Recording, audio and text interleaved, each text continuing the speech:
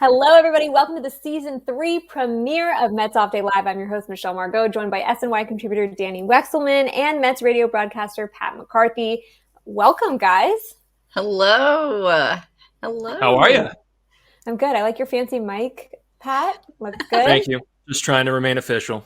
You're very official. Well, the first week of the season is officially in the books already. It's so hard to believe, but the Mets are 3-3 following an 11-inning thriller last night. I want to get your overall impressions from week one. So Dani, we'll hear from you first. And then Pat, what are your thoughts on the team as a whole so far?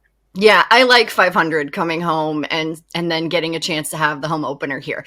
I know they weren't necessarily pretty wins, or maybe you felt like they should have demolished the Marlins, but how quickly we forget the Marlins had 3 walk-off wins to start their season, and they're a scrappy team. And then, with the Astros, their pitching staff, I thought outkicked what they're going to do this season. I have them missing the postseason this year. So the Mets, there's definitely a couple areas where you're groaning at them and you're rolling your eyes early, but I will take coming home 500 any day of the week to start the year. I think you're seeing the parity in the league early, and you're just seeing guys still work through some things, right? You're just coming off spring training. You start the season on the road. Nothing is comfortable, and you're missing a couple of guys. So I will take 500 every day of the week to start the year, with the caveat that there are some things I do want to see improved, but I'll give them some time and some mulligans here.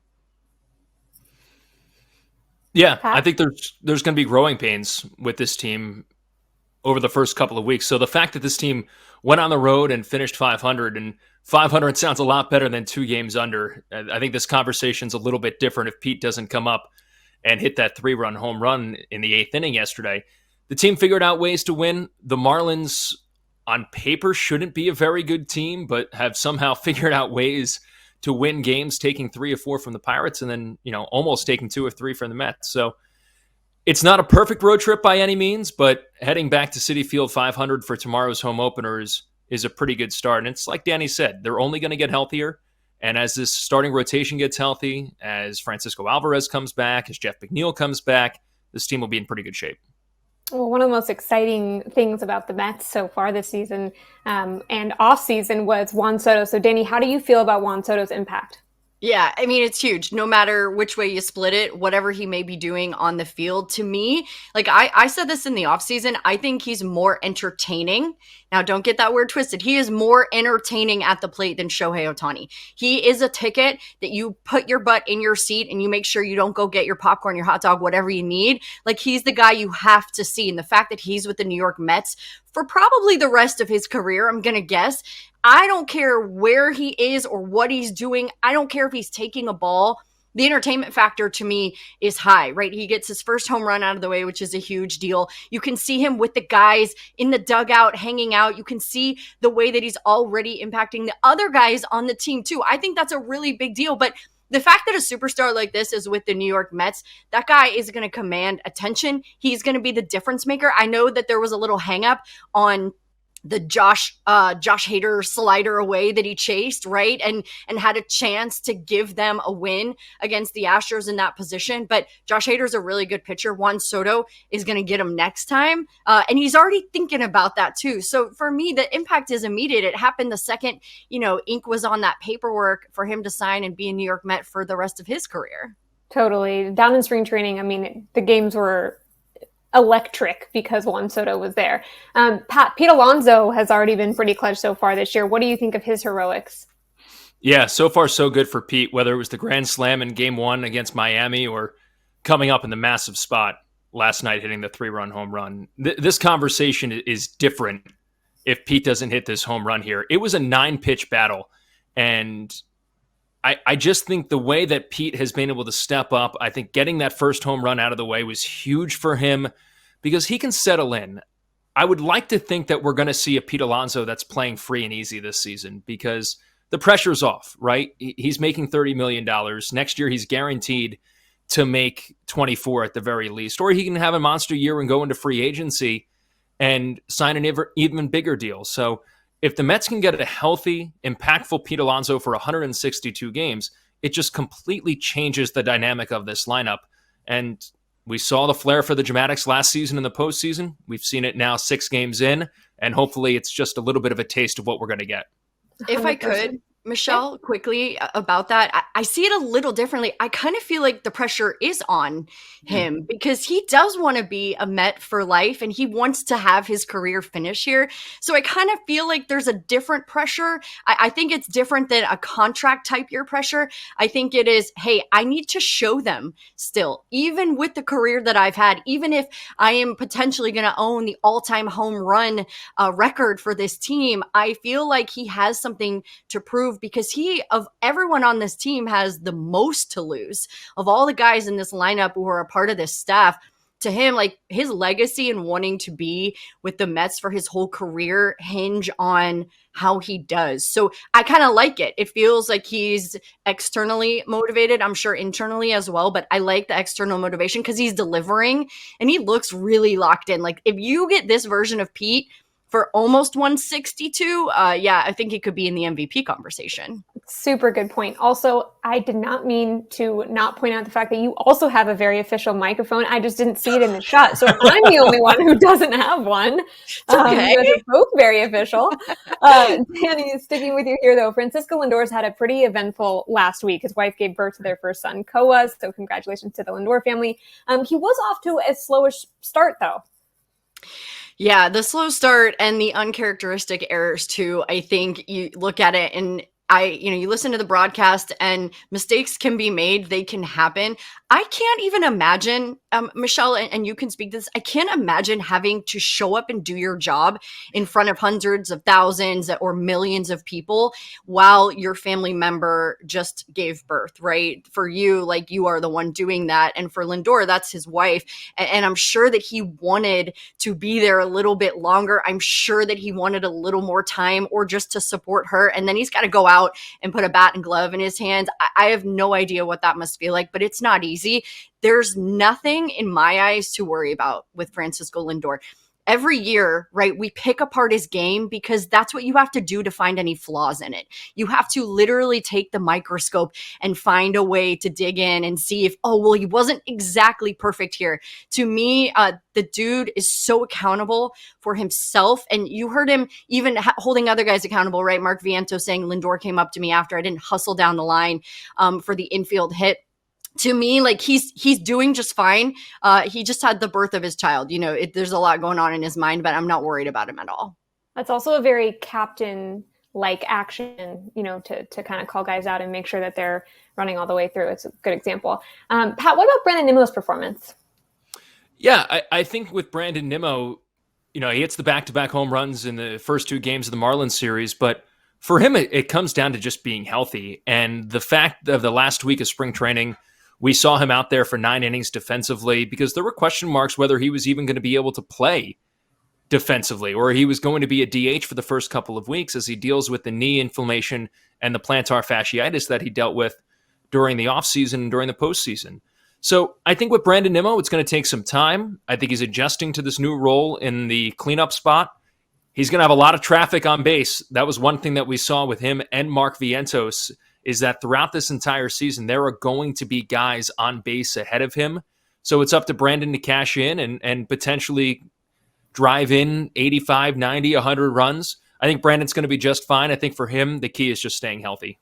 Yeah, and I don't know if you guys have ever had plantar fasciitis. I had it a decade ago, and I would never wish it on anybody. It is so painful. So I'm just impressed that he's out there.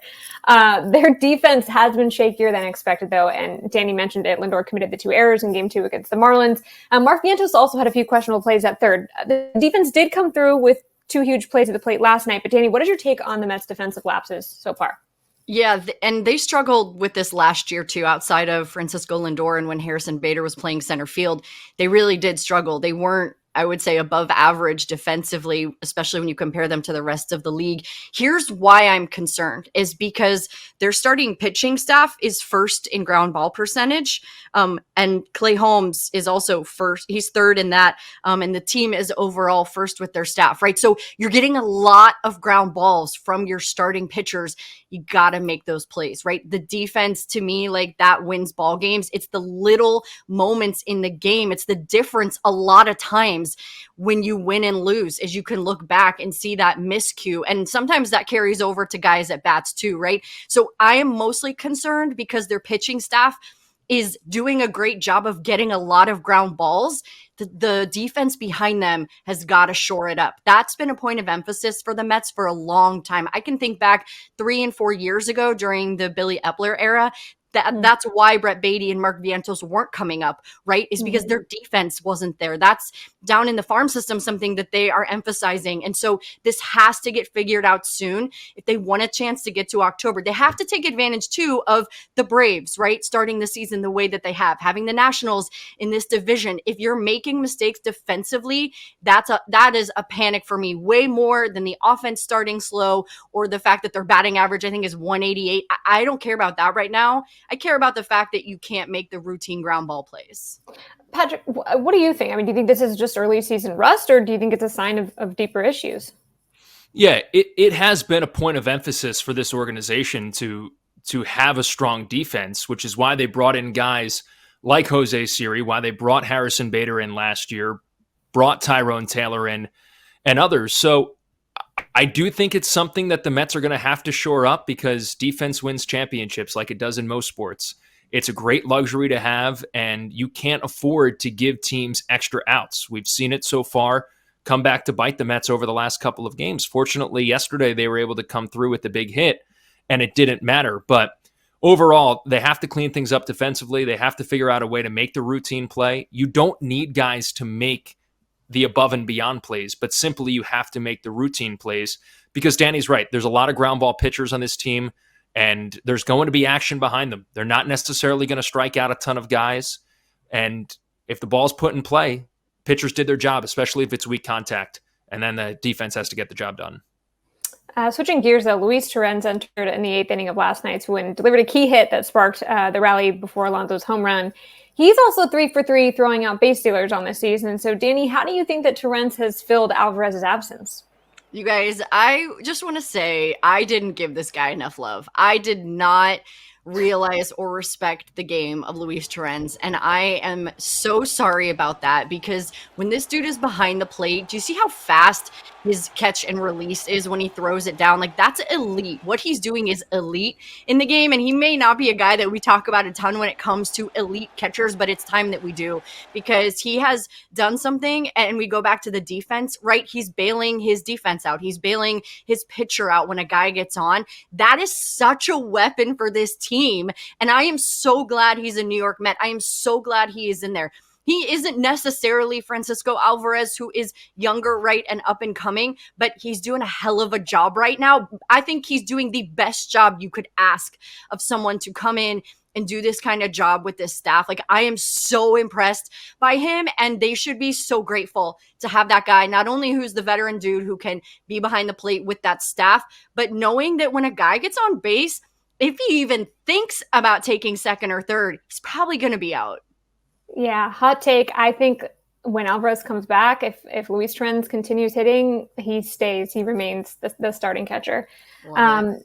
Pat, they were down by 3 in the 8th when Mendy brought in Torrens. What do you think of that move so early in the season?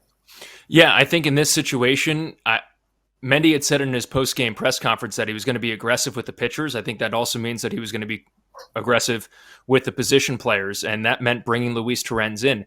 Hayden Sanger's done a really nice job so far in his limited sample size in the big leagues, picked up his first big league hit in yesterday's game. But the fact is, Luis Torrens is a weapon behind home plate. You go back to last season, the Mets were awful at throwing out base runners. They couldn't get guys to stay on first base. It seemed like singles, walks, whatever, were automatic doubles because guys were running wild. Luis Torrens neutralized that, and he continues to do that in this game.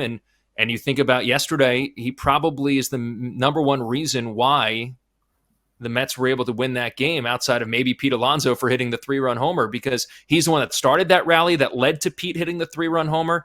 And that's a really athletic play to go up the first base line and then swipe back across to make that tag. So I think Mendy was aggressive. I think he had to be. And Luis Torrens right now is such an amazing luxury because he is filled in so admirably. And I think moving forward, we're going to have the conversation about him being the best backup catcher in all of baseball. I think the Mets world really discovered how good Torrens was behind the dish in London, that second game against the Phillies. That's when people were really like, well, he's the real deal. Let's talk about Clay Holmes. He made a second start since 2018 in the rubber match against Miami. Pat, how did Holmes' first two outings compare to your expectations? Well, I think he blew all of our expectations out of the water during spring training when he came in and just absolutely dominated. So I think we had to temper them a little bit because I do think there are going to be growing pains for Clay Holmes as he continues to make this transition. Guy went 300 appearances out of the bullpen between starts. So it's going to take time. He wasn't going to be perfect every time. So I think there are going to be bumps along the way. I don't think he's going to be perfect, but I think as long as he's serviceable, he's going to be a really good starting pitcher for this Mets team, hopefully for the entire 162, making 25 starts. And then once Sean Manaea and Frankie Montas and others come back, he's a really, really great depth guy in this rotation. He wasn't brought in to be an ace. He pitched like an ace during spring training, so I think everybody had the expectations that he was going to be an ace during this season. There's going to be growing pains, but I think so far so good for Clay Holmes. Well, like you said, I mean, the Mets are going to need him at his best because Sean Manaea suffered a setback and his rehab is now shut down for at least 2 more weeks. So he probably won't return, before late May. But Danny, do you think that Clay Holmes can hold down the rotation spot until Manaea returns? What do you think? Yeah, Pat, you make a really good point, is that they didn't expect him to be an ace. He doesn't have to be a number 1 or even a number 2. To be honest, the luxury of having a guy like Clay Holmes is that he is going to eat some innings. Again, the ground ball percentage for him is really high. He's one of the best to do it in the league right now. And so maybe he's not having the results that we saw in spring. It's still early. I'm not going to knock the guy and say that he can't do it or it's not going to be a successful transition for him, because Jeremy Hefner is a magic maker. Jeremy Hefner, to me, is one of the best pitching coaches and that staff in the entire league, and especially at finding the strengths of guys. I just think Clay Holmes needs a little more time at this big league level, right? Spring training is the big league level, but not quite the same. So I think he needs a little more experience doing it. I think that at the end of the day, and with this season, he, to me, like, he's the guy who is going to save having to use your bullpen, having to ask your starters to go deeper, because you have Clay Holmes and he has that experience. And I'll say this too, a guy who raises his hand and says, after all this time in my career, I've been in the bullpen, but I want to start. I want to make this happen. He showed up early to spring. Michelle, I know you covered that. Like, he showed up early. He worked on his up downs, right? How many times you have to get up and down in an inning. He spent time in Port St. Lucie. Like, to me, he's so committed that I'm going to buy stock right now. It's too early to say the experiment's not working, because I think he can get there, but he is going to be very important. And I do think regardless of who comes back and when, Clay Holmes is still going to lock down that spot because they need guys to eat innings. Yeah, I agree with that. Pat, does your view of the Mets rotation change with Manaea missing an even longer period of time? Yeah, I mean, it definitely gets more tricky without Sean, maybe through Memorial Day or whenever he's going to come back, because if he's healthy, he's probably the Mets opening day starter. And he was a guy that was so good down the stretch for them, and they expected him to probably be their number 1 throughout this entire season. So the longer that they're without Sean Manaea, obviously they're going to be hurting. So it's up to the guys to step up, right? It's always been next man up mentality for this team. That was it last year. Guys stepped up in massive roles. So how do guys like David Peterson respond? How do they take that next step forward? Does Tyler McGill throw the baseball well? Does Griffin Canning throw the baseball well? These guys that the Mets took flyers on in the offseason, they're going to need to step up until Sean Manaea is back. It obviously hurts the Mets mightily that Manaea is not making a turn through the rotation every 5 or 6 days, but better now in April and middle of May than in August and September. So muscle injuries can be tricky. They take time, and hopefully that means that Sean's going to be back in the near future, and when he is back, he's 100% healthy. So it's interesting you bring this up. So Juan Soto and Francisco Lindor told the Post Mike Puma that they would love to see the Mets trade for Sandy Alcantara, who pitched against them this week. And I think any team would be happy to see their team trade for Sandy Alcantara. But Danny, he is elite. Are you surprised at all to hear Mets leaders be so open to outside help this early on in the season? No, I think it's more so the respect that they have for Sandy. I've been lucky enough to cover a couple spring trainings down in Miami. I covered the one where he was coming back from Tommy John surgery too. And this is a guy who would really fit in outside of the stuff that he has, like the Cy Young stuff that he has. He would fit in the clubhouse. He would be able to give them that extra boost. And to me, I did feel like there was something to be desired in the offseason. I thought that the Mets did a good job. David Stearns is a wizard, right? We're really seeing just how smart he is in building teams. Sandy is going to cost a lot. So I like that the guys said that. I'm sure that there were some kind of conversation in the offseason about, because everyone knows the Marlins are offloading and this has been their plan because they want to restock the farm system.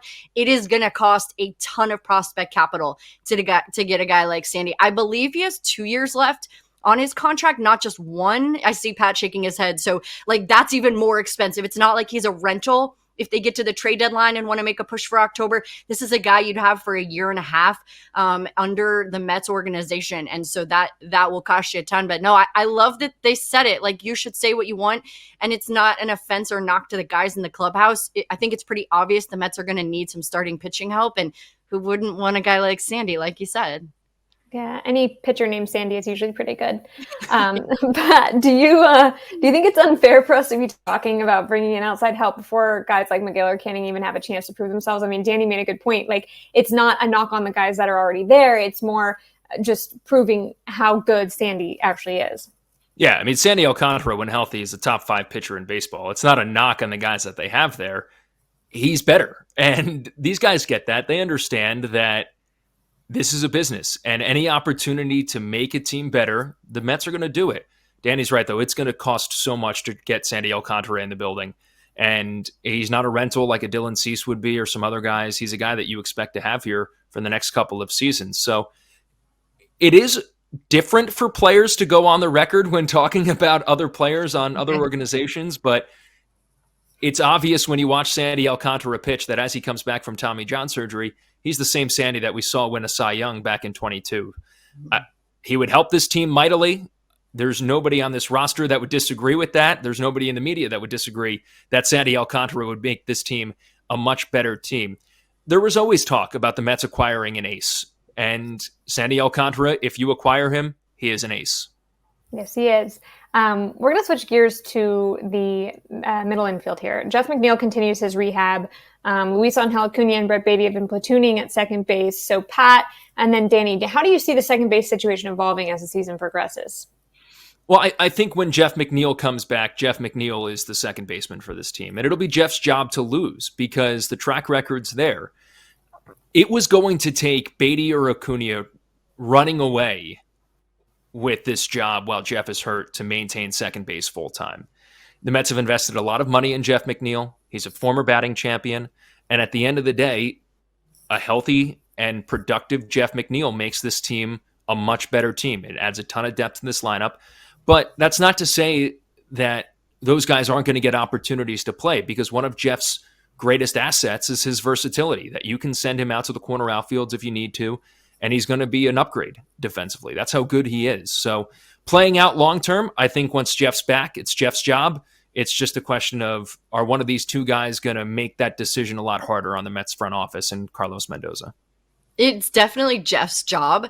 But what I love that you're talking about, Pat, and I'll expand it for a second, is how good Carlos Mendoza is at using his versatility to his advantage, giving Juan Soto a day off, right? Getting the younger guy in there. I think where I get frustrated with organizations is when they bring a younger guy up, like a Brett Baty or a Luis Angel Acuna, and then they don't get time to play. There's a difference between playing every day in AAA and sitting on the bench and having almost no experience at the big league level. While that's important, I want to see a guy play almost every day. I think the platoon idea is tough, right? These guys potentially could platoon with the lefty-righty splits between Baty and Acuna, but that is going to be Jeff's job. I know Mendy does a really nice job of finding ways to mix guys in, and so I look forward to seeing how he does that when Jeff does come back, because let's be honest, Baty had an amazing spring. We've seen that story before, but I want to see what he can do with consistent playing time. He learned a new position. People think that you can just go from third base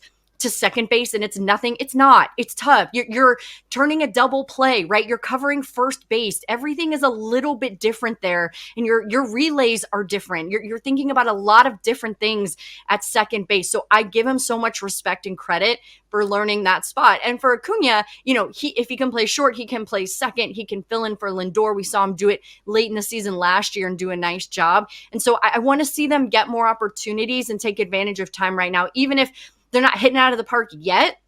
I think this is a great time for them to show Mendy what they're going to be capable of. And if this is for real, right? This is their audition. Are they going to be and stick around to be Mets, or will their names be thrown in for trades? Because if it's not going to work out, if they're not going to be able to do it at the big league level, then you've got to turn it over, unfortunately, right, to business and figure out who can do it. Because we have seen a lot of Brett Baty, and I'm rooting for the guy. I really am. But I want to see him be able to put it together at the big league level.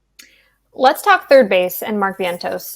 He has struggled both defensively and at the plate so far this season. Pat, do you think that he can bounce back to last season's form, or do you think a regression is just expected because of how good he was last year? Yeah, the standard was set pretty high for Mark Vientos, so it's natural that in a guy's second season, he's going to regress slightly just because guys are going to make adjustments for him. It's a really small sample size. We're 6 games into the season. I do think the defensive struggles are a little bit concerning just because he was a lot better defensively, especially at making the routine play. So I do think that that's something that they're going to have to shore up, but Mark's going to hit. He's going to have to make adjustments. He did it last year. There were times that he struggled down the stretch for this team. It just took him some time to make some adjustments. And I think situations like this aren't going to necessarily happen again, where he's running hard out of the box and then all of a sudden pulls up. That was addressed, by Antoine Richardson and Carlos Mendoza and Francisco Lindor and others. And this is a situation of him just getting sped up. I think the game's going to continue to slow down for him. He's going to come back out. He's going to be the Mark Vientos that we expected. It's now just his second full season in the big leagues. It's going to take some time to make some adjustments, but this is a guy that is a natural-born hitter. We saw last season during the postseason that the lights are never too bright for him. He has a confidence and a swagger to him that is going to allow him to remain consistent. I understand right now it being concerning, but I think long-term, we're going to talk about Mark Vientos having a really good year. Danny, is there a world in which the Mets should move Vientos to DH? Oh, gosh. I'll go back to what I said. I think that it's really hard, and you're seeing it with Rafael Devers right now. I think people underestimate how hard the designated hitter spot is, and I would really hesitate to move a younger guy who doesn't have the experience doing that every single day and taking him out of his routine and trying him there. I understand the thought behind it, and I think that maybe he could work towards that one day, but I'll say this, that, the team in general, which I'm not worried about and I'm not panicked, the team is hitting 188, right? It's not just Mark Vientos who is struggling right now. The entire team is really struggling. They find a way to hit into a double play really easily right now. I think that they're chasing a little bit, they're pressing a little bit. And Vientos, like in my conversations, he's that perfect combination of knowing how confident he is and being humble enough to know he still has so much to learn, which is when you heard him say, I need to take accountability. I know I need to do better than that. That won't happen again. To me, like, no matter how confident you are, you've got to understand that you're not bigger or better than the game. And that's exactly where Vientos sits. And so I still have the utmost confidence that he's going to be the dude because he wants to be, like, and that isn't an extremely great characteristic of a guy, right? Think about the best guys in the game. They want the ball. They want the bat in their hands when the moment matters, and they're going to need him. And so it's early. Like, I'm not concerned yet. I think the DH spot is too big for him to handle right now in his career.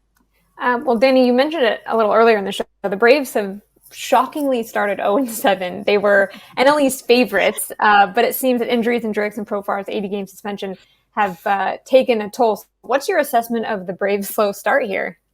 Oof. Gosh. Nauseating, regretful, sad. It makes me sad because I think that they have a really good team. Like, Alex Anthopoulos, the general manager of that team, has done a great job over the last couple of years locking up their core, bringing in some of the best guys. Not only have they struggled, they get hit with the Jerks and Profar suspension. He's gone 80 games. And even if he comes back, he's not eligible for the postseason. So they really, man, they're getting it from every corner. When it rains, it pours, and it's pouring on the Braves. I think I heard this morning on radio that there's never been a team to start 0-7 and get to the postseason. I could be wrong on that, but I attribute it to the fact that they're not putting it together. They look like a team that's like played with each other for the first time. You saw last night, Iglesias gives up the walk-off. Like, Raisel Iglesias is one of the best in the game, and he gives up the walk-off to Shohei Ohtani. Now, they've run into a buzzsaw, right? I'll give them a little credit here. They started with the Padres and then went to the Dodgers. Like, that's not easy for any team. I have higher expectations for them, though, and I don't really care that they started 0-7. There's no way that I'm going to take them softly and think that they're not going to be a good team this year. They'll put it together. They've had some injuries that they're dealing with too, but they just look like baby deer who've never walked before playing baseball. And I hope that they figure it out. It has been 42 years since a team that started 0-7 finished with a winning record, just saying. So, wow. Pat, how does that impact the Mets? Well, it impacts the Mets because it gives them an opportunity to win the division with one less team ahead of them. I mean, that was the biggest thing last year, right? When this team was under 500, it was, how are they going to leapfrog 6 teams? How are they going to get to past 7 teams to get to the wild card? Because no matter how well you play, you're then relying on other teams losing. So the fact is right now that the Braves are so far behind, the Braves are the ones that are going to have to climb out of the basement. 7 games under is 7 games under. The Braves aren't going to be this bad all year. It definitely seems like the sky is falling right now, but they're going to get healthy. Spencer Strider's on his way back. Sean Murphy's on his way back. They're going to get Ronald Acuna Jr. back at some point. But at the end of the day, for the Mets, it's just one less team that they have to chase. It seems like right now the Phillies are playing like the team that's going to repeat in the National League East. But again, we are 6 games into this season. It's such a small sample size. I know they say you can't necessarily miss the postseason in April, but the Braves are making that mighty close right now. They have to figure it out, because otherwise they're going to move into the summer months trying to make up 10 or 11 games, which, as we saw from the Mets, you quite literally have to play 600-700 baseball in order to climb out of that type of hole, which isn't easy. No, it's not. One last topic here before we wrap up. The Mets bullpen has been outstanding to start the year. What has surprised you most about this group of relievers, Pat? Well, I think right now Max Kranick is the one that you look at and think this is the biggest surprise, just because you didn't necessarily know what to expect from him.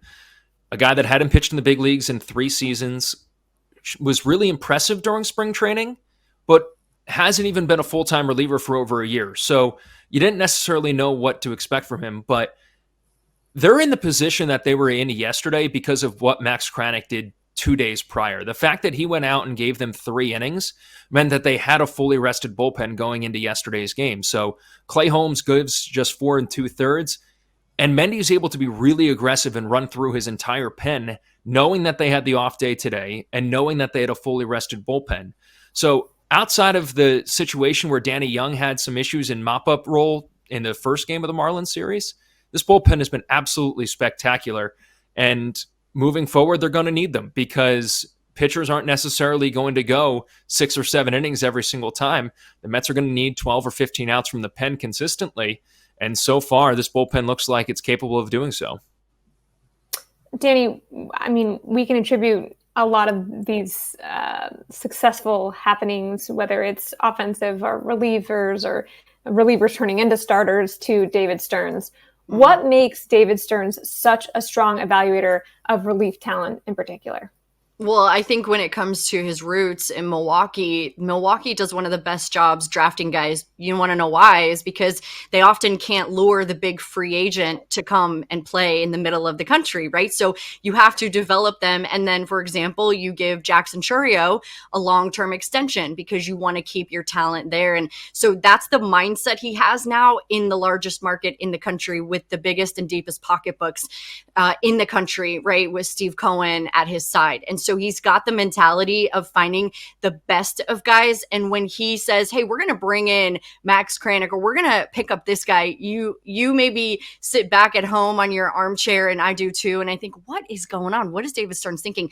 But his mindset of really, like, it's what can you squeeze out of a guy? And knowing that you have Jeremy Hefner and that entire staff, and how they use these guys in ways that no one else saw. It's very Tampa Bay Rays, right? The Rays find a way.